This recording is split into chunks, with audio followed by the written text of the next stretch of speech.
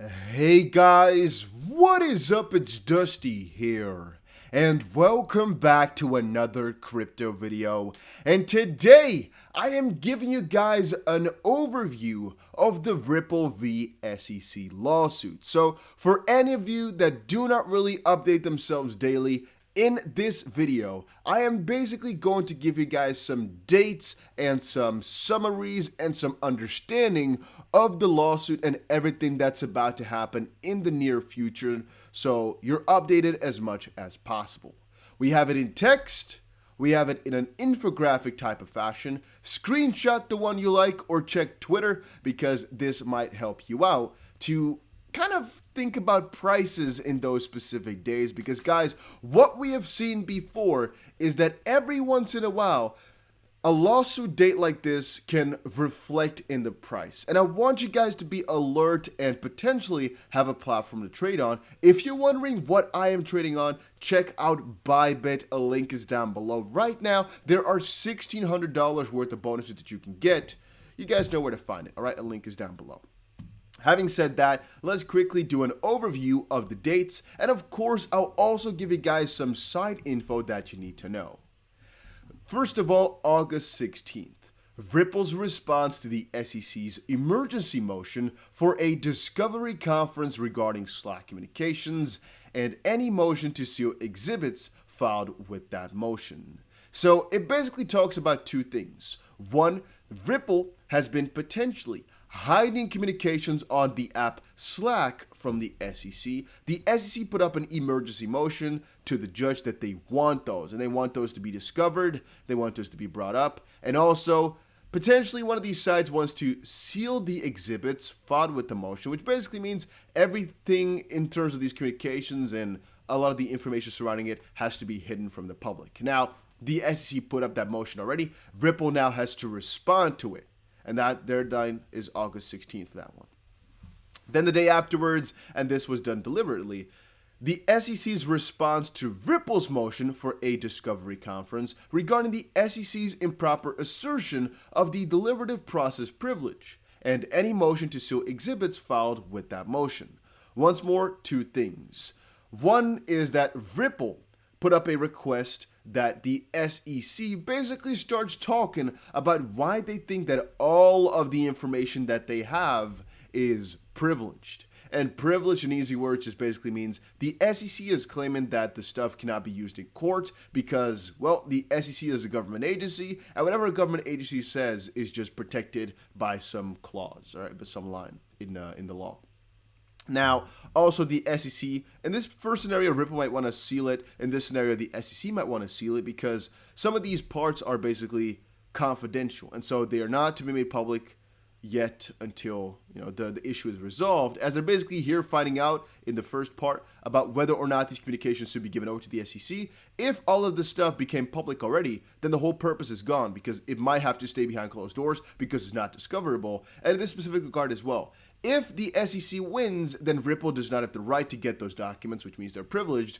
If they already made them public, then that's kind of strange, right? So things are hidden in this specific regard. And now Ripple has put that up, and so the SEC gets to respond to it. And this also is what a lot of you guys were wondering about, the scenario or the part where Ripple can finally, most likely, get the documents regarding the status of Bitcoin, Ether, and XRP in terms of the SEC.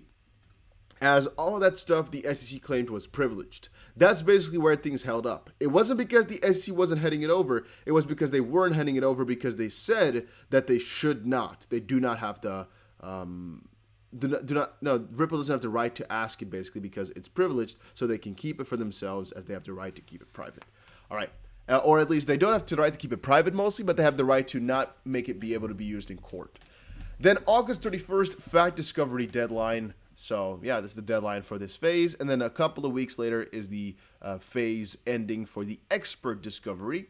And then we are waiting for decisions regarding the following. Now, as we've obviously already seen, there's also a little bit of an infographic here, which might, you find more beautiful. I find it more easy to kind of see it in the text form. We're waiting on these decisions.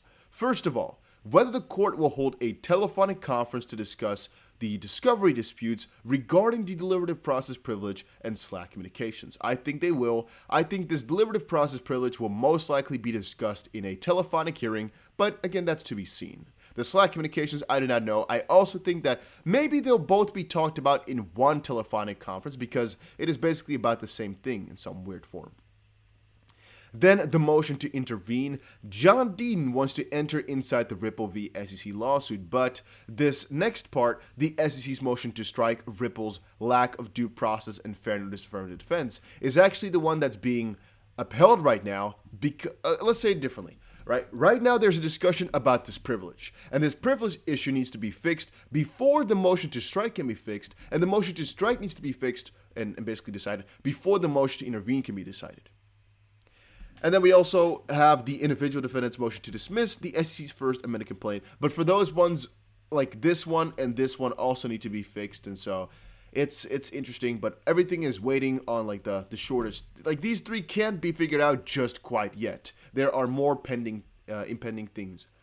Then, no argument dates have been set regarding the motion to intervene, the motion to dismiss, or the motion to strike, which basically means we don't know exactly when a decision is going to be made, but I think she's waiting for the other things to be fixed first.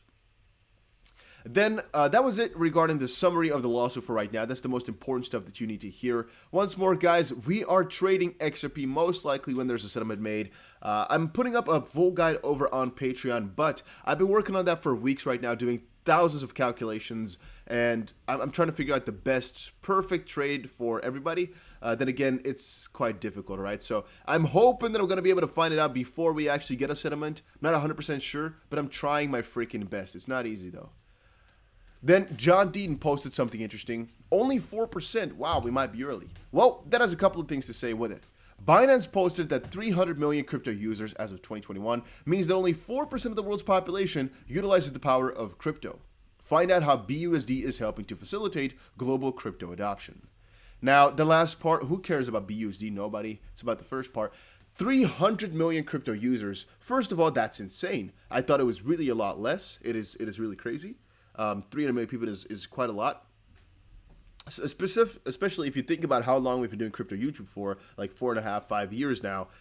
If you kind of think about it from that perspective, how much it has grown then over these 5 years is also insane. And how many more subscribers we've got, how many more views and everything, it's just insane to me. But that's one side. The most important side is that 4% of the population utilizes the power of crypto, and how much is going to be growing and how early we are. Guys, the fact that lawsuits right now are going on with these crypto projects to kind of fundamentalize whether or not crypto can actually be pursued and whether or not the SEC actually made things clear. This is all part of crypto still being in such an early phase. If we actually had 50 of these lawsuits pulled through already, we couldn't have this discussion about fair notice anymore. And we couldn't have an infrastructure bill that would hurt the space this much is because no rails have actually been set in place. Right now, the rules surrounding crypto are just so unclear. And even though I'm a person who likes rulemaking and wants those things to be clear, it is also going to take some of the infancy away from crypto, which is also not that nice because, well, the space used to be so unregulated, so free. And all of a sudden, there's going to be rules and there's going to be stricter things and everything. All of a sudden, crypto is not so play anymore as it used to be. And eventually, there's going to be rules for every single part and every single thing. It's going to take some of the fun out of crypto, I guess, because right now, it's kind of a meme-y place, right? If you want to put your money into a DeFi protocol, nobody's going to care. Nobody's going to notice what you're doing.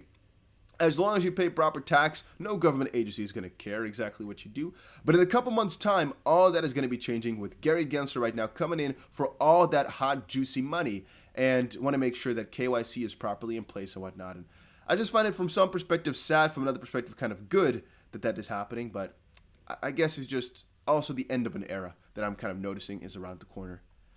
Then we've been sharing so much cool stuff. A lot of this stuff is actually in my liked section over on Twitter. Make sure you follow me over on Twitter, by the way. It is definitely worth it. But check this out.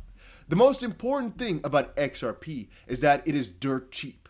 The coin is currently heavily undervalued at $1, a jump of 15% in the last 24 hours, and a whopping 40% in the past week. I'm going to agree with Mac Attack here once more. It is actually still quite dirt cheap, or at least undervalued. There's a couple of things which could spike the price. One, the lawsuit doing good. Second of all, just crypto moving on, continuing on. And a third one would basically be the utility of XRP itself. There's, of course, another list. And I mean, I see a lot of influencers and people that are big on Twitter and big around the world just kind of starting to kind of how do you say it? Like, open up towards it. Here's, for example, Robert Dubs over on Twitter. I thought it was a really big celebrity for a second because I saw this. Then I noticed, okay, he's following a lot of people, so it's a little bit less, spectacular. But he said XRP is our new gold. That's still a pretty big deal. That's still pretty cool, I guess, to see that happen like that. So I guess we can't complain. I guess that's still pretty cool.